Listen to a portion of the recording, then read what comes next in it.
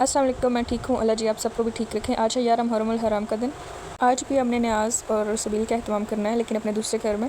3 बजे के करीब हम घर से निकले। पराठों का ऑर्डर दिया हुआ था, वो हमने रास्ते से उठाना था, सबील का सामान उठाना था और बच्चों के न्याज़ की कुछ चीज़ें लेनी थी। पराठे गर्म थे, उनके साथ चटनी भी थी, तो गर्मी की वजह से हमने उनको दुआ के लिए डिश आउट किया। ये न्याज़ हमने कल 10 मुहर्रम हराम को देनी थी। लास्ट ईयर भी ये न्याज़ हम लोगों ने 10 मुहर्रम हराम को मंबरगाह में दी थी और यही दुआ थी, यही नीयत थी कि अल्लाह जी हमें अपना घर, नया घर बनाने की तौफीक अता करें। घर से आते हुए हम बर्फ़ लाए थे, वो पिघल रही थी, तो हमने फ़ौरन से सबील बनाई। सबील बनाते ही बाहर जैसे ही घर के बाहर रखी और पठान थे आसपास, इस साइड पे ज़्यादातर पठान है, तो पठानों ने फ़ौरन हमला कर दिया। गर्मी भी थी बहुत ज़्यादा। लास्ट ईयर जब हमने पास वाली मंबरगाह में न्याज़ दी थी, तो हमने नियत की थी कि अगले साल हमारा घर बनेगा तो हम उसमें न्याज़ देंगे, लेकिन हमें नहीं पता था कि 2 महीने के अंदर अंदर मुहर्रम के फ़ौरन बाद हमारा घर माशाल्लाह तैयार हो गया। हमने सोचा था कि जैसे बच्चे सबील पे नहीं आएंगे तो उनको साथ ही हम पराठे देते जाएंगे, लेकिन बच्चे यहाँ के बिल्कुल भी डिसिप्लिन नहीं थे, बिल्कुल बात नहीं मान रहे थे। मेरी अम्मी तो कह के ही थक गई कि बच्चे लाइन बनाओ, लाइन में सब बच्चों को मिलेगा। और भाई जैसे ही सबील दे रहा था, उसने देखते ही कहा कि पराठे तो मैं बिल्कुल नहीं बांटूंगा।